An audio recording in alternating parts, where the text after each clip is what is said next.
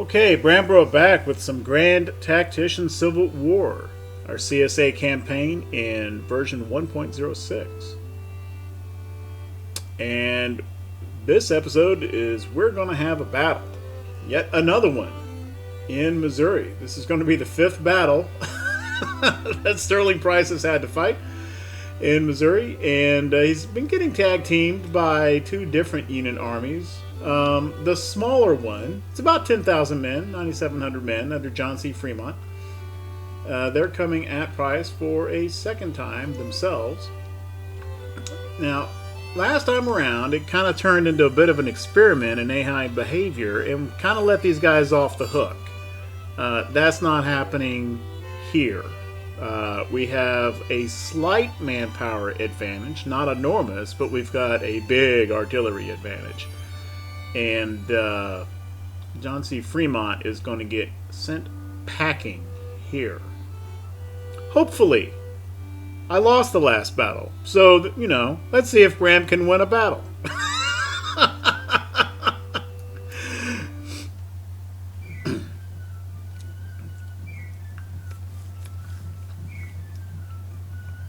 I know I've said this before, but this is one of my favorite loading screen photos. Obviously posed stage, just guys goofing off in camp.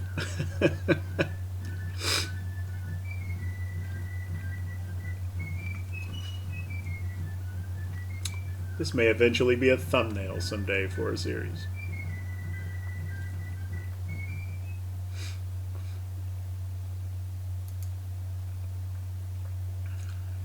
Okay, well, that's bogus. It's making us attack. I don't really understand that. I was sitting here minding my own business at Springfield, Missouri. In defensive mode, I might add. So this sucks. Okay, where's the objective? Wire Road, up here. Ugh. Okay, well, the direct route to the objective, I am not a fan of attacking straight up this road, right? It's high ground up here. There's woods. Yeah. I think what probably we're going to do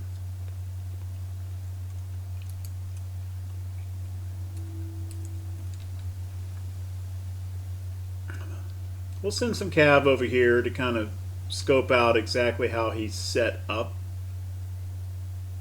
But most likely, I am going to march the guys here past the Sharp Place and cross Wilson Creek down here. And then come up this road onto the high ground and deploy kind of in this area. And move on the objective along this axis. That's my basic idea. That's assuming that Fremont is sitting right here on the objective. Sometimes they don't. So we'll send Marmaduke and Fagan over there to have a look-see. And meanwhile, I'll just get everybody formed up here and get them marching this way. And then we'll refine the plan from there. So a little bit of scouting and marching to do, and I will be back when there's something significant to show about how this is going to develop. Oh, well, also worth mentioning, freaking snow. Which means movement is going to be slow.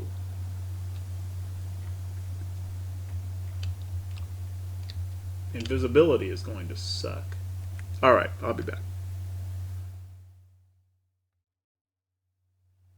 Okay, so Cav came on up here past the wind place and caught sight of the Federals, and here they are. They're right on the objective. They've got parapets facing as if they're expecting attack from this direction. which is fairly reasonable. I don't know. I think I may have set up a little bit forward, but something like this, but because they're a little bit behind this hump. But anyway, I'm definitely not going to make a frontal attack into this. So as described earlier, here's Price's army marching up as I described, and I'm going to bring them up this road up here through the woods, and we'll deploy something like this and come in on the flank.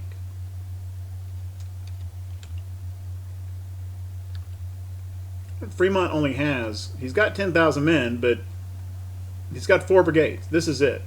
I took a look in the HQ reports. He has 4 brigades, 3 infantry, 1 cav. There are no unspotted federal units here, other than HQs. There's some HQ units I don't see, but there's no troops.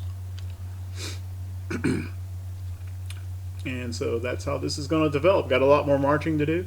Now, as they will catch sight of them, and they will reorient, probably, and they'll wind up kind of arrayed like this, facing us, but they won't have the benefit of their parapets, and I don't know what I'm going to do with Marmaduke yet. Other than this time, I hope not to completely forget his existence. He'll do something. I don't know what yet. Okay, I'll be back. Okay, it is the morning of day 2. It's January. There really wasn't, sunset came at 5 o'clock yesterday. So it's 8 o'clock in the morning now, and we've gotten all the way around here to the back of the federal position. And because of the reduced visibility, I don't think they caught sight of these units marching through here. I think in better conditions, they probably would have. They did not shift at all throughout all of that. The only visible unit to them was Marmaduke's Cav Brigade here, which I left him there for exactly that purpose. And so they didn't see a need to change their position. And that gave us this nice deployment zone here right up behind them.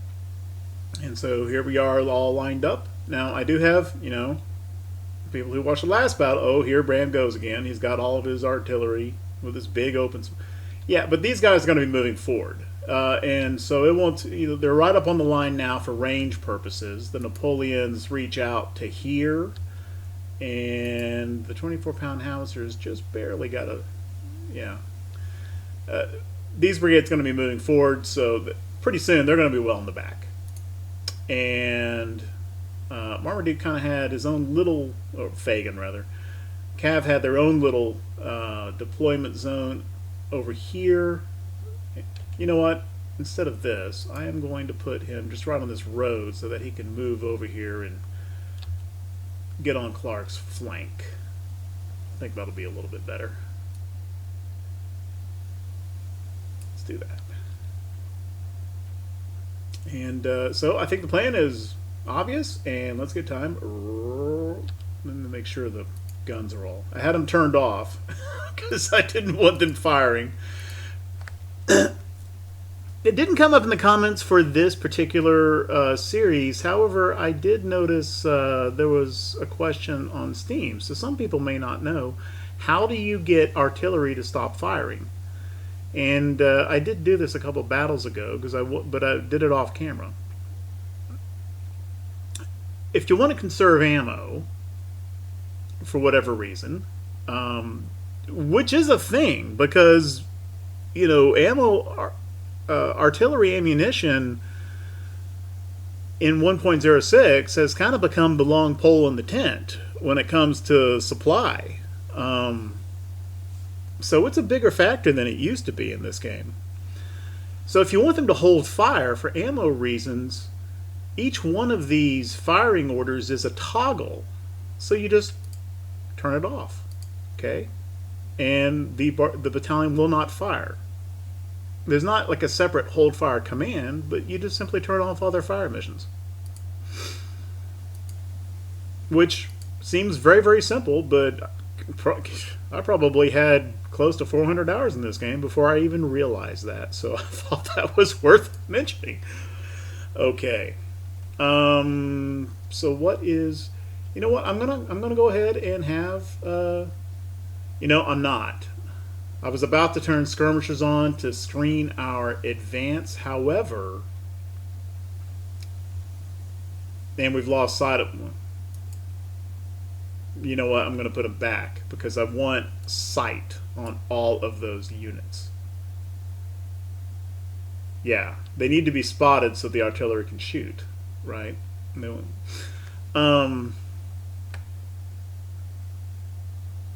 But this is their last known position as of dusk. They may move here as soon as I hit play. Let's find out. Yeah, they did. They did indeed. Okay, well that changes things a little bit. They're giving up the objective, sort of. Okay. So we need to change this around a little bit.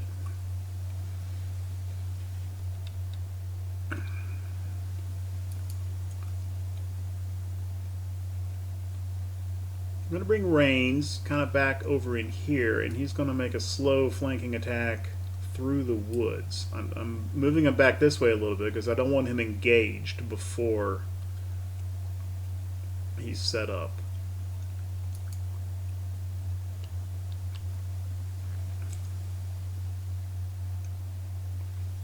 Okay, so there's going to be a little bit of wiggling going on, a little bit more marching to do this morning, and I'll be back. Okay, I've sidled a little bit more around this way. Most of his brigades stayed facing in this direction, because they still see the cav, so kind of the center of gravity that they're trying to face is right kind of through here. But, and they've started moving a little bit. Curtis is coming over in this direction. And so my idea here is it's going to develop a little slow at first because Reigns has to come through woods, but we're going to kind of move an echelon from the right, and as he comes into contact up here, they're going to react more to that and start turning and facing more toward the south, and then Pierce will be on his flank, and then Pillow will be on his flank, and then we've got the artillery over here firing into any federal units which happen to be in open ground. They won't be able to fire very far into the woods. So let's see how that works out. Okay, artillery's opening up, and let's go ahead and give Reigns the advance order through here, about like so. And we'll let him get moving, we'll let him get up to about here, and then we'll give Pierce the advance order. And I've got skirmishers out in front to screen the advance. And they'll take the initial fire.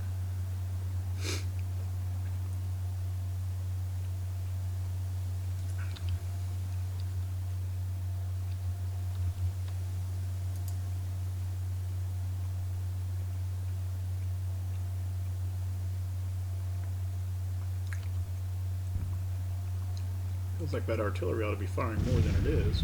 Oh, they're shooting. Okay. I may have blocked this guy. Yeah, I'm going to pull that skirm in just to ensure that that artillery has got line of sight.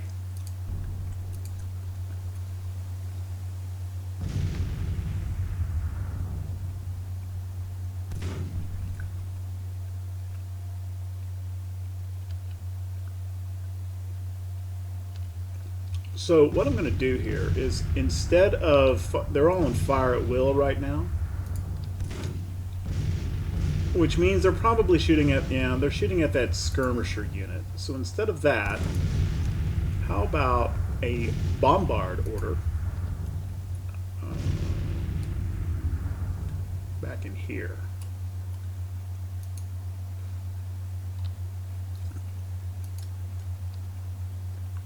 And I need to give the howitzer that order separately because he is not part of Slack's division. That's fine. Okay.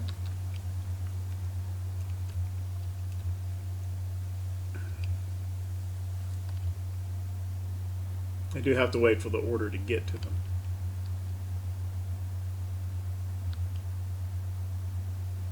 Alexander's battalion is actually part of Pillow's division, so that a little bit longer order delay for him. I should have put the howitzers on this side next to Pillow.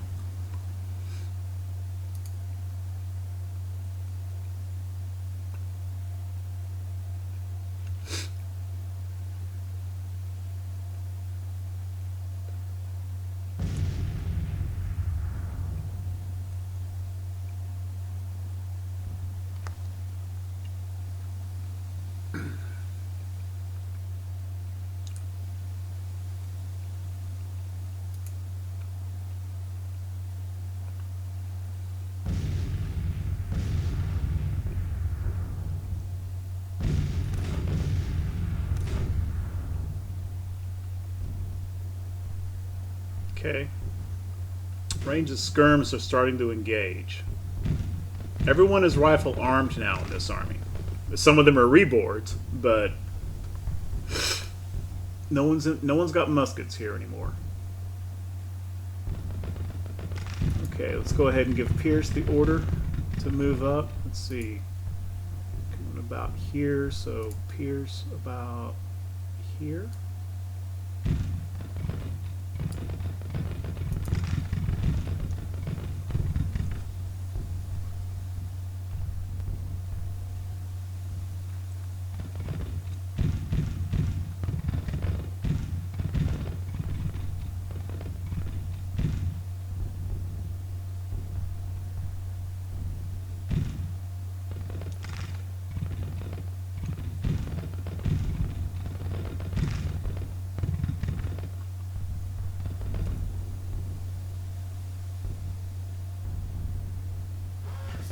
Shit.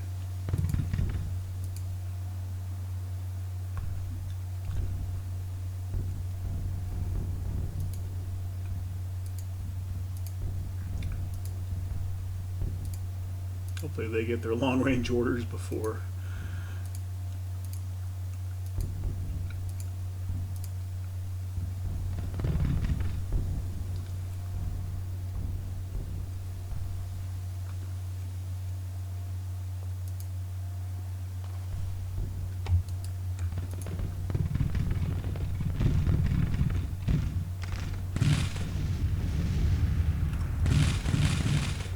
Okay, these skirms over here have served their purpose, I guess. Go ahead and pull them in.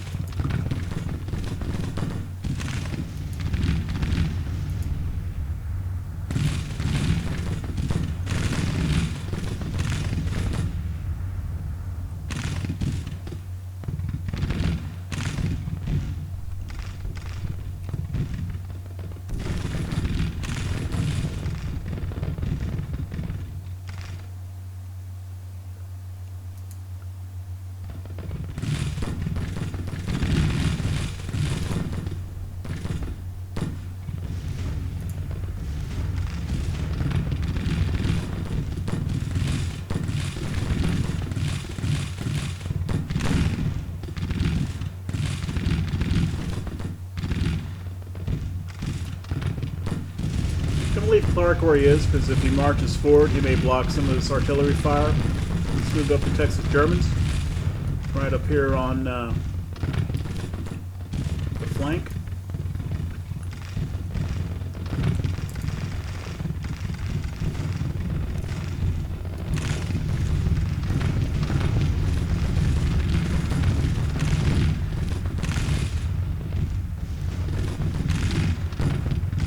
I don't think we need these skirms anymore here.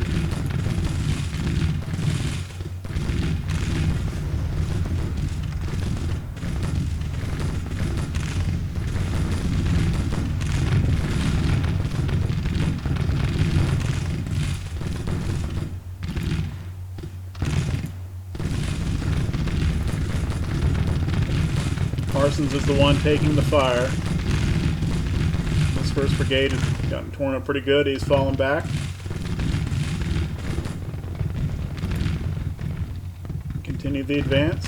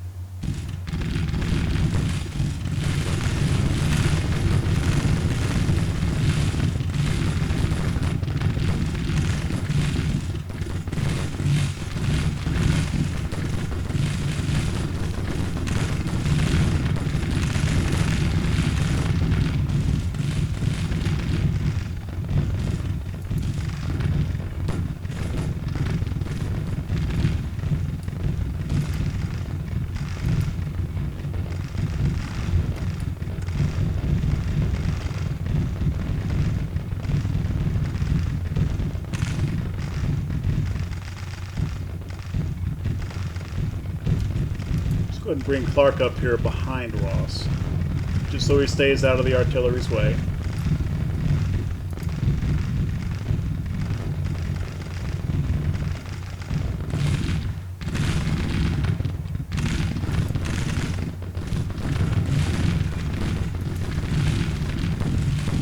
Okay, I don't know what the hell Parsons is doing there. It's obviously not very good.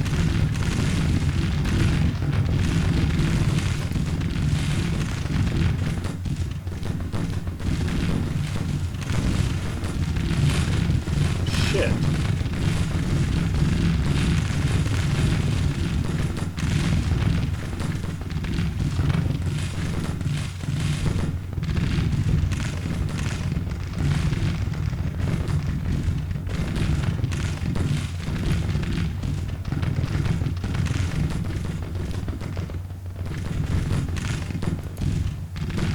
Okay, let's move Cabell.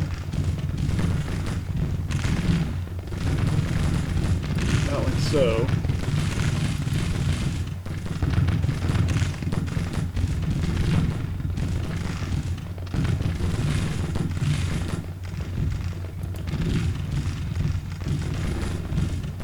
Go ahead and shut these guys to fire at will.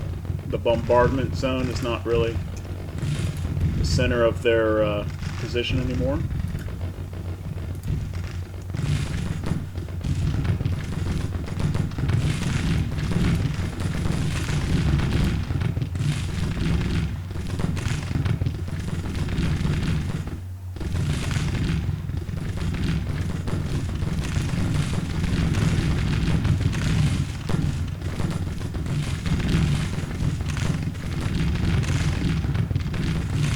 Taking the brunt of the fire.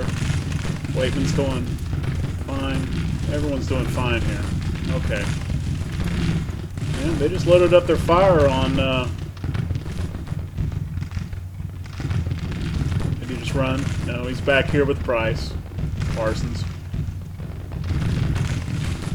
Yeah, they were advancing. I think they were doing the crisscross thing like sometimes happens. I don't know why they... And he just showed his flank. Cabell up in here.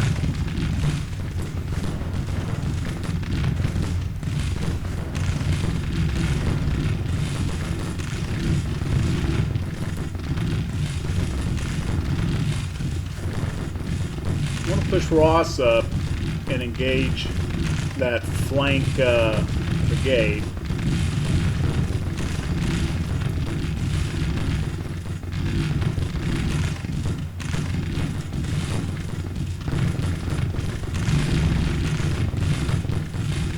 Go. And now let's move Marmaduke in on the flank here.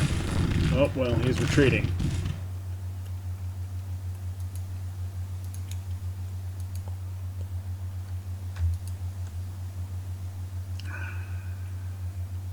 $2,100 to $600. Okay. Well.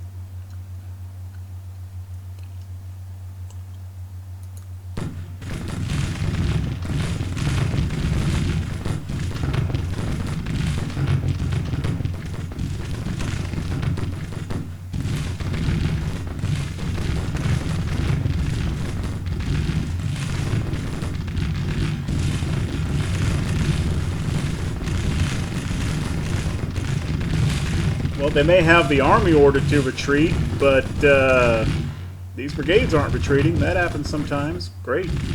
Keep firing at them.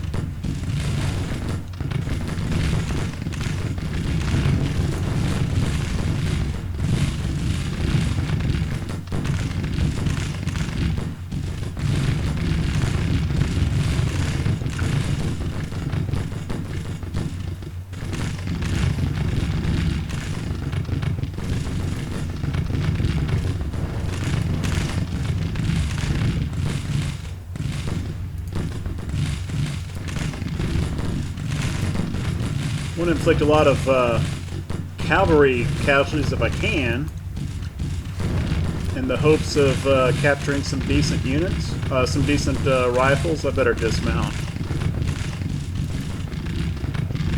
Marmaduke.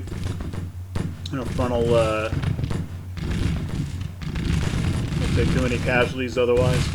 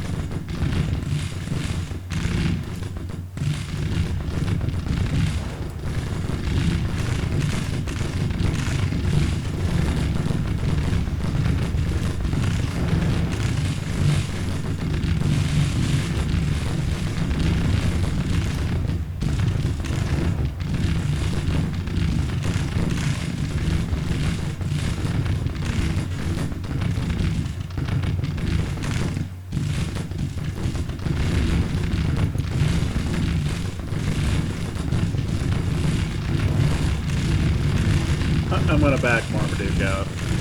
He's taking too many casualties there. The idea was that he was flanking, and he wound up being the frontal attack. Oops.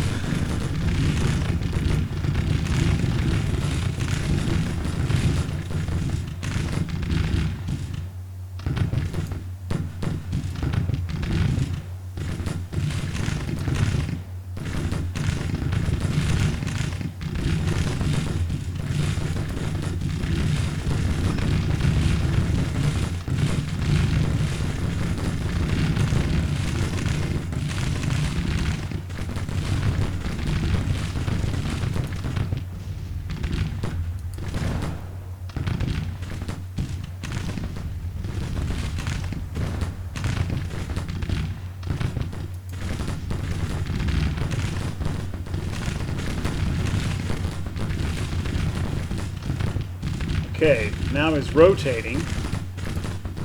So, Marmaduke, stop.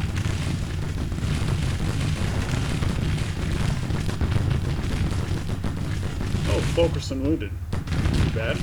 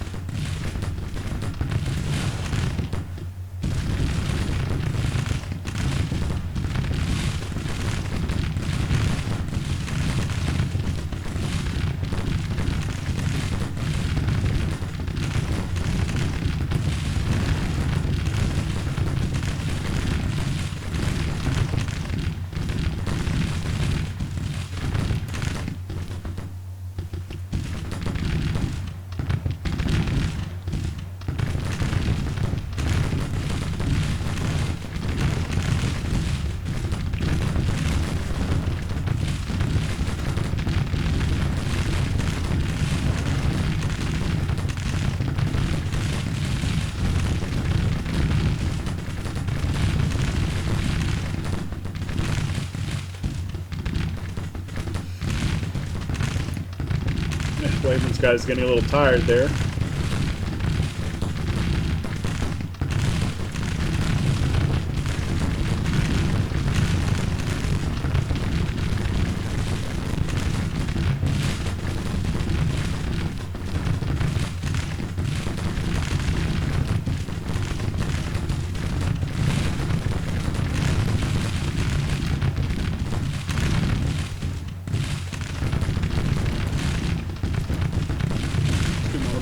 Back up.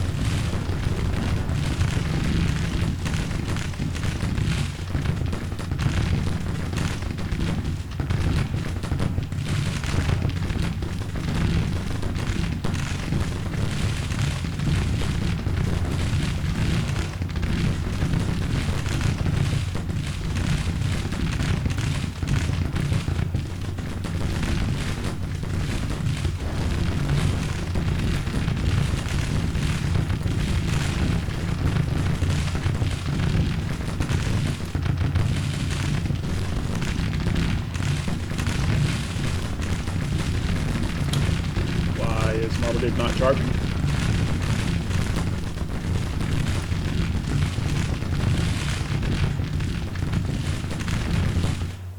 For that matter, why does he have a flanking debuff? I don't know why that's happening.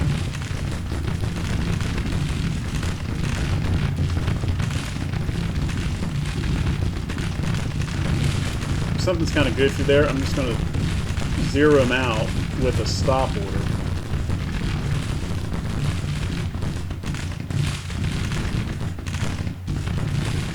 Because he's facing all weird. Okay, let's get your facing correct.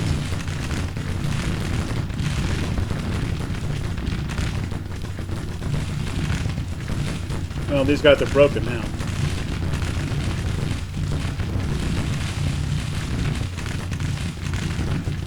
Charge him anyway.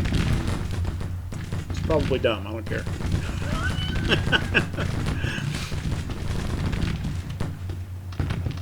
Or not. What the hell? Okay.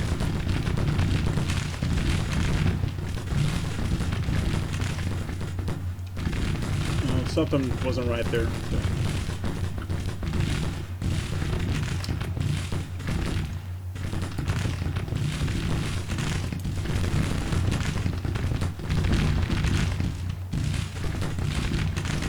Well, right now, he thinks he's supposed to move to here, and he's not doing it, and actually I don't think I want him to do it, so... Oh, shit.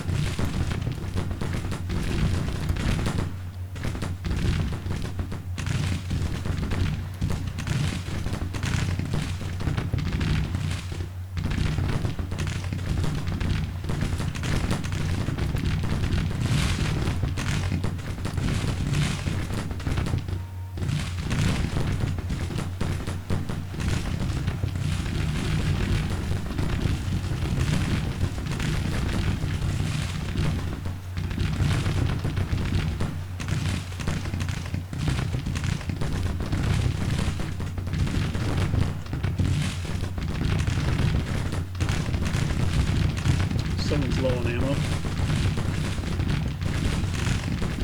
Wait a minute.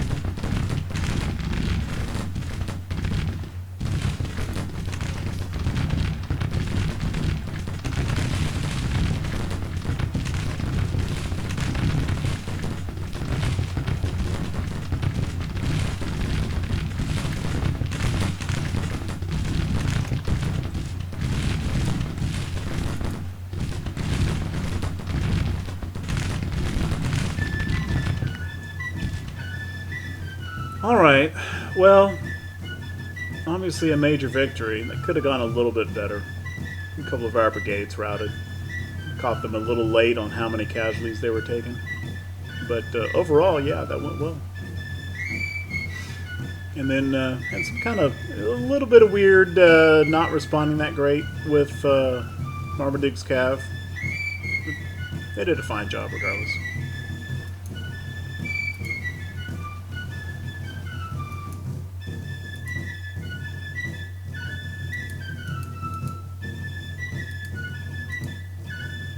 Okay, how did Slack... All those Napoleons, they did 120 casualties. Would have hoped for a little bit more than that. Pierce's division did the most. Daniel's brigade, however, I think he may have broken there. Or Fulkerson did.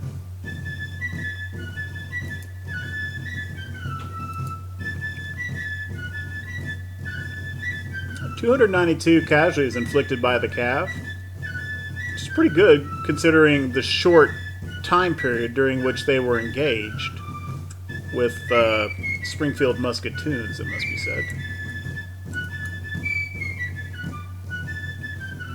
And apparently we did not take any prisoners at all.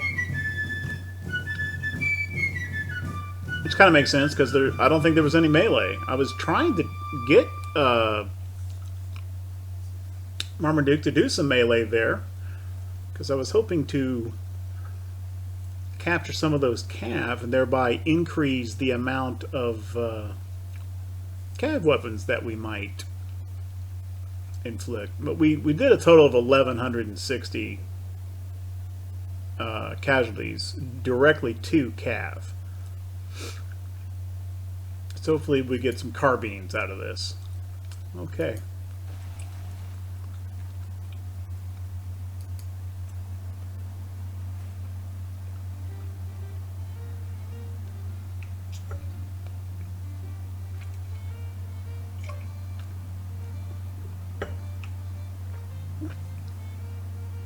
So it was a win, but it was a win against the smaller army, and even though the casualty ratio was fine, Pillow gets fame.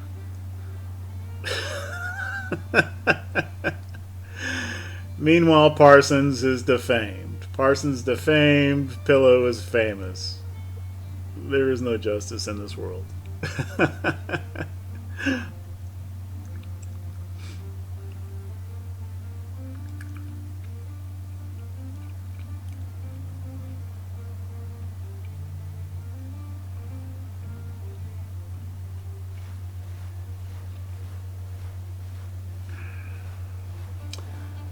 2,800 small arms of some type. Hopefully that includes some carbines. Oh, we captured 6 people, apparently.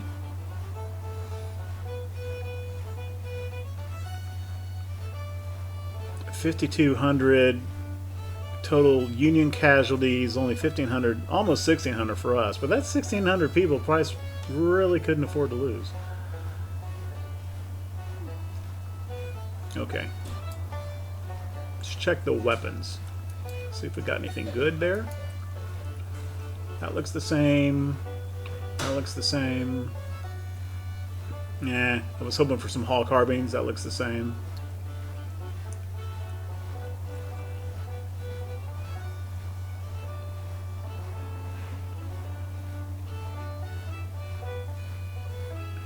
Nothing's jumping out at me here.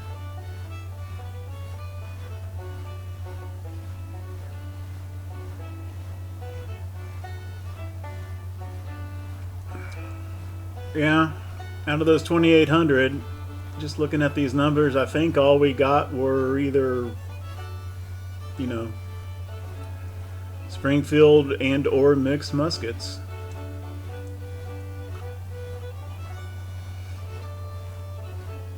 Okay.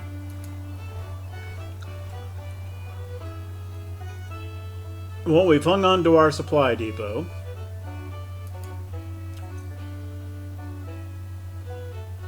For a second there, I thought somehow I deleted it.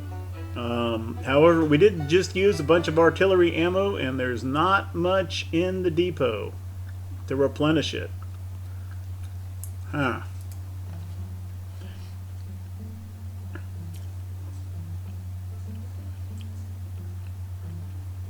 Okay. Well, that will do for this episode. The second battle of Springfield, the 5th battle that we have fought in Missouri. Price is getting a lot of work here. If you like what we're doing with the channel, if you like the content, then leave a like, leave a comment, maybe even subscribe. If you want to catch up on what's been going on with this campaign, if you're new to the series, I'm linking a playlist right here. At any rate, thank you all very, very much for watching. I appreciate it.